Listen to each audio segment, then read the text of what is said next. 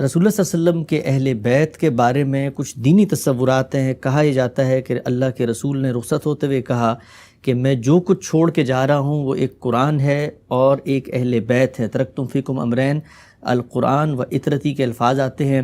پھر یہ کہا گیا کہ سیدنا علی کو ایک خاص منصب پر خود رسالت مآب صلی اللہ علیہ وسلم نے فائز کیا، معمور کیا، اور کہا کہ جو مجھے مولا مانتا ہے علی کو مانے، اور اپنے اہل بیت کے ساتھ جڑے رہنے کی تلقین کی، آپ نے نصیحت کی.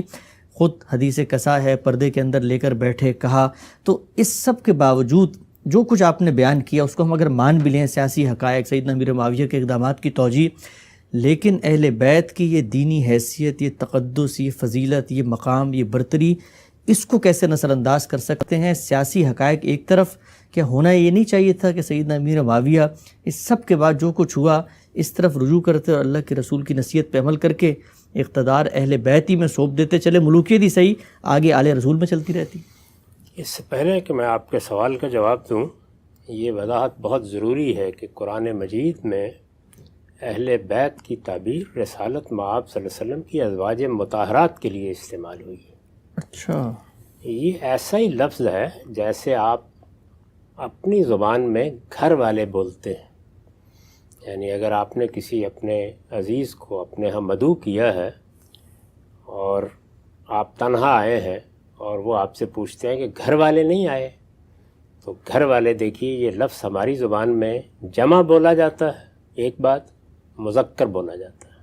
عربی زبان میں بھی بالکل ایسے ہی ہے. یعنی اہل البیت یا اہل بیت یہ تعبیر ایسے ہی استعمال ہوگی، اگر گھر میں ایک ہی بیوی ہے تب بھی ایسے استعمال ہوگی. چنانچہ اس کی خود قرآن مجید میں واضح نظیر موجود ہے کہ جب فرشتے سیدنا ابراہیم کے پاس آئے ہیں تو انہوں نے آ کے، ان کی بیوی تھی پاس، بالکل انہی الفاظ میں ان کو سلام عرض کیا ہے، اور وہاں پر بھی اہل بیت ہی کے الفاظ استعمال کیے ہیں. تو عربی زبان کے اسلوب میں یہ بات طے ہے. رسالت مآب صلی اللہ علیہ وسلم نے جو روایتیں آپ نے بیان کی ان پر میں اس وقت کوئی تبصرہ نہیں کروں گا، اس لیے کہ وہ بحث پھر کسی دوسرے گوشے میں چلی جائے گی. لیکن اتنی بات ضرور عرض کر دوں گا کہ رسالت مآب صلی اللہ علیہ وسلم نے اگر کسی موقع پر اہل بیت کے بارے میں تنبیہ کی ہے یا کہا ہے کہ میں ان کو چھوڑے جا رہا ہوں، ان کے بارے میں متنبہ رہنا، تو اپنی ازواج کے بارے میں کہا ہے. اس لیے اپنی ازواج کے بارے میں کہا ہے کہ ازواج مطہرات کے بارے میں قرآن یہ بتاتا ہے کہ ان کی تمام ذمہ داری رسول اللہ کے بعد اس امت پر ڈالی گئی تھی. ان کے لیے شادی کرنا، نکاح کرنا ممنوع قرار دے دیا گیا تھا. رسول اللہ صلی اللہ علیہ وسلم نے ایک خاص موقع پر ان کو تخییر کا حق دیا، وہ قرآن میں بیان ہوا ہے. سورہ احزاب کا موضوع یہی ہے کہ ایک موقع کے اوپر جب پورے خاندان کو، رسالت مآب صلی اللہ علیہ وسلم کے گھر والوں کو، آپ کی ازواج کو اسکینڈلائز کرنے کی اسکیمیں بنی، تو اللہ تعالیٰ نے ان پر کچھ خصوصی پابندیاں عائد کی، اور ان پابندیوں کو عائد کرنے سے پہلے ان سے پوچھا کہ عام لوگوں کی زندگی بسر کرنا چاہتی ہو تو پیغمبر کو چھوڑ دو، یعنی اس سے تمہارے ایمان پر، تمہاری جنت دوزخ پر کوئی فرق نہیں پڑے گا. لیکن اگر پیغمبر کے ساتھ رہنے کی عزت کو قائم رکھنا چاہتی ہو تو پھر یہ زائد پابندیاں لینی پڑیں گی. تو انہوں نے خوش دلی کے ساتھ ان کو قبول کیا، اور اس کے بعد ان کے بارے میں یہ ہدایت کر دی گئی کہ اب رسول اللہ صلی اللہ علیہ وسلم یعنی اس کے بعد ان میں سے کسی کو طلاق نہیں دے سکتے، ان میں سے کسی کو تبدیل کر کے دوسری بیوی نہیں لا سکتے، اور وہ اس امت کی مائیں قرار پا گئی ہیں. اب ان کے ساتھ رسول اللہ کے بعد بھی کوئی نکاح نہیں کرے گا. تو ظاہر ہے کہ جب یہ ساری بات آپ نے کہہ دی تو وہ اب حضور کے دنیا سے رخصت ہو جانے کے بعد کس کی ذمہ داری ہے؟ امت کی ذمہ داری ہے. تو اس لیے بعض جگہوں کے اوپر حضور نے توجہ دلائی ہے اس معاملے میں کہ میں یہ امانت تمہارے پاس چھوڑ کے جا رہا ہوں. میری ازواج، میری بیویاں، یہ در حقیقت ایک بڑی قربانی دے چکی ہیں، اور ان کو اب ایسے ہی زندگی بسر کرنی ہے. یہ اپنا گھر نہیں نیا بسائیں گی. عرب میں تو آپ جانتے ہیں کہ سیدنا صدیق کی وفات ہوئی اور عدت پوری ہوئی تو ان کی اہلیہ نے حضرت علی سے شادی کر لی. وہاں تو یہ کوئی تصور ہی نہیں تھا. لیکن ازواج مطہرات کو رسول اللہ کے گھر میں زندگی بسر کرنی تھی. ان کے لیے ہدایت تھی کہ وہ کوئی معاشی جدوجہد بھی نہیں کر سکتی، ان کو گھروں کے اندر ہی رہنا ہے اور ان کو ان آداب کی پیروی کرنی ہے آخر دم تک. جو ان کے لیے سورہ احزاب میں بیان کیے گئے ہیں۔ تو اس لیے یہ پوری مسلمان امت کی ذمہ داری تھی کہ جب تک وہ باقاعدہ حیات ہیں ان کے لیے عزت کے جذبات ہوں، ان کو ماؤں کی حیثیت سے رکھا جائے، ان کی ضروریات کو پورا کیا جائے، ان کے بارے میں وہ تمام ذمہ داریاں ادا کی جائیں جو ماؤں کے بارے میں بیٹوں پر عائد ہوتی ہیں۔ تو یہ وجہ ہے اہل بیت کے زیر بحث آنے کی۔ اس معاملے میں جو تصورات ہمارے ہاں رائج ہیں بالکل بے بنیاد ہیں، کوئی حیثیت نہیں۔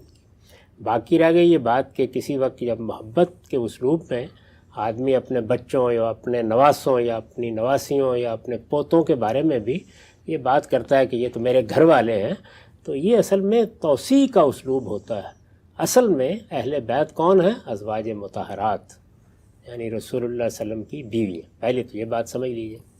اس کے بعد اب تھوڑی دیر کے لیے اس مقدمے کو مان لیجئے جو آپ نے بیان فرمایا ہے کہ حسن سلوک کرنا ہے، محبت کا مرجع بنا کے رکھنا ہے، تو اس میں کیا شبہ ہے؟ یعنی اگر رسول اللہ صلی اللہ علیہ وسلم کے ساتھ ہم محبت کرتے ہیں، اگر آپ کے لیے ہمارے دل میں غیر معمولی جذبات ہیں، تو آپ کے خاندان کے لیے، آپ کے اہل و عیال کے لیے، آپ کے نواسوں کے لیے کیوں نہیں ہوں گے؟ اسی وجہ سے تو ہم جب رسول اللہ کے لیے دعائیں کرتے ہیں تو آپ کے خاندان کے لیے بھی رحمت کی دعائیں کرتے ہیں، روز نمازوں میں کرتے ہیں۔ تو یہ جو جذبات محبت کا اظہار ہے یا رسول اللہ صلی اللہ علیہ وسلم کے لیے اللہ کی رحمت کی دعا کرنے کے داعیات ہیں، یہ تو ہر مسلمان کے ایمان کا تقاضا ہے، رسول اللہ صلی اللہ علیہ وسلم کے ساتھ محبت کا تقاضا ہے۔ لیکن اس کا سیاست سے کیا تعلق ہے؟ یعنی سیاست میں تو فیصلے ان قوانین کی بنیاد پر ہوں گے جو سیاسی فیصلوں کے لیے یا دنیا میں رائج ہیں علم و عقل کی روح سے، اور یا اللہ نے بیان کیے ہیں۔ تو اللہ نے جو قانون بیان کیا ہے اس پر بڑی تفصیلی گفتگو میں کر چکا۔ وہ کیا ہے؟ امرہم شورا بینہم، لوگوں کے اعتماد سے فیصلہ ہونا ہے۔ تو لوگ اعتماد کریں گے تو پھر کسی کو اقتدار ملے گا۔ یعنی اگر آپ اللہ کے بتائے ہوئے طریقے کے مطابق حکومت کا فیصلہ کرنے جا رہے ہیں تو وہ فیصلہ کسی کے تعلق کی بنیاد پر نہیں ہونا، کسی خاندان کی بنیاد پر نہیں ہونا۔ یعنی اس فیصلے کی جو بنیاد اللہ تعالیٰ نے بیان کی ہے وہ کیا ہے؟ وہ ہے امرہم شورا بینہم، یعنی لوگ جن پر حکومت کرنی ہے وہ، اور وہاں یہ نہیں کہا کہ بین العلماء یا بین الفلاسفہ، یہ نہیں کہا، وہاں یہ کہا بینہم، سارے مسلمان اس کا حق رکھتے ہیں کہ وہ اپنے مشورے اور رائے سے اپنے حکمرانوں کا فیصلہ کریں۔ تو وہ تو اس بنیاد پر ہونا ہے، اور اس کی ذرا ایک تاریخ پر نگاہ ڈال کے دیکھ لیجئے۔ یعنی مسلمان اس وقت، ظاہر صحابہ کرام کی جماعت ہے، جب سیدنا صدیق کے خطاب کا انتخاب کا وقت آیا ہے تو ظاہر ہے کہ اس وقت مسلمانوں کے اکابر نے فیصلہ کیا ہے۔ وہاں جو لوگ گئے ہیں سقیفہ میں وہ بھی بڑے لوگ ہیں مسلمانوں کے اندر سے، اور جن لوگوں نے بعد میں اگلے دن بیعت کی ہے وہ بھی سارے مسلمانوں کے بڑے لوگ ہیں، ارباب حل و عقد ہیں، ان کے لیڈر ہیں۔ وہاں آپ کو کہیں سیدنا علی نظر آتے ہیں؟ ایسا نہیں ہے۔ یعنی وہ، اس میں کوئی شبہ نہیں کہ ایک بڑی غیر معمولی شخصیت ہیں، وہ سابقون اولون میں سے ہیں، انہوں نے مہاجرت کی ہے، لیکن لوگوں کے اعتماد کی بنیاد پر جو لیڈرشپ پیدا ہوتی ہے اس کے معیارات بالکل اور ہوتے ہیں۔ اسی طریقے سے آپ اس مجلس کا حال پڑھیے جب سیدنا صدیق دنیا سے رخصت ہو رہے ہیں، اس موقع پر انہوں نے انصار اور مہاجرین کے سب بڑے لیڈروں کو بلایا ہے۔ ان کی پوری مجلس کی روداد ابن سعد میں موجود ہے، انہوں نے تقریریں کیا کی ہیں، انہوں نے پوچھا ہے، وہاں کا ہی ذکر دیکھتے ہیں۔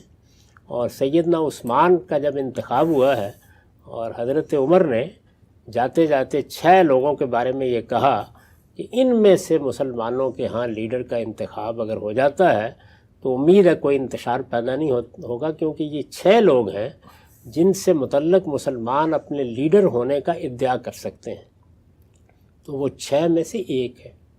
یعنی تنہا انتخاب بننا نہ پہلے مرحلے میں زیر بحث ہی نہیں ہے، دوسرے میں بھی زیر بحث نہیں ہے، تیسرے میں بھی 6 میں سے ایک ہے، اور اس وقت بھی انتخاب کس کا ہوا ہے؟ سیدنا عثمان کا۔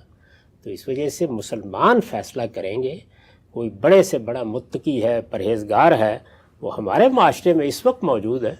میں نے پچھلی دفعہ بھی عرض کیا تھا کہ کتنے لوگ ہوں گے جو اس وقت جو ہمارے لیڈر ہیں، یعنی آپ تینوں جماعتوں کے لوگوں کو لے لیں تو ان کے مقابلے میں ہو سکتا ہے کہ بڑے متقی، بڑے پرہیزگار لوگ کسی خانقاہ میں بیٹھے ہوں، کسی ادارے میں بیٹھے ہوئے ہوں، کسی گلی میں بیٹھے ہوئے ہوں، کسی محلے میں بیٹھے ہوئے ہوں، جتنا بھی جی چاہے تقویٰ ہو، علم ہو، جو کچھ بھی ہو، لیکن لوگوں کا انتخاب ہے جو فیصلہ کن ہوگا۔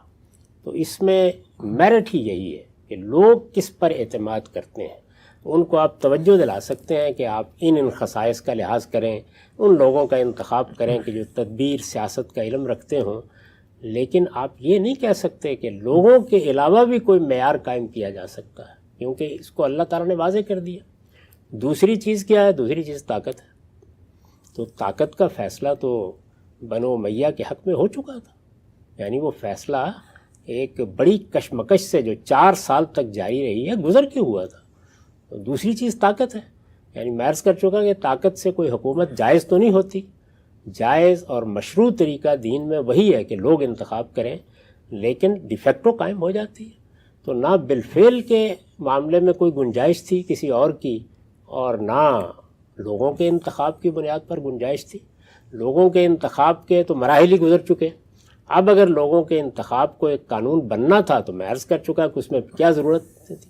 اس کے لیے آپ کو ایک ہاؤس آف ریپرزنٹیٹیو بنانا تھا، اس کے لیے پوری سلطنت میں کیسے لوگوں کا اعتماد حاصل کیا جائے اس کے طریقے ایجاد کرنے تھے۔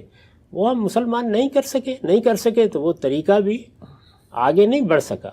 آگے بڑھنے کے لیے ملوکیت کو اختیار کیا گیا۔ تو ملوکیت میں تو یہ ہوتا ہے کہ زور بازو سے کس نے ہندوستان کے تخت پر قبضہ کیا ہے۔ تو اب ہمایوں ہی بابر کے بعد تخت پر بیٹھے گا، الا یہ کہ کوئی شیرشاہ سوری آ کر اپنی تلوار کا زور دکھا دے۔ ٹھیک ٹھیک، یہی قانون ہے۔ اس میں کسی کا مقام، کسی کی فضیلت، کسی کا تقویٰ، یہ کوئی اہمیت نہیں رکھتا۔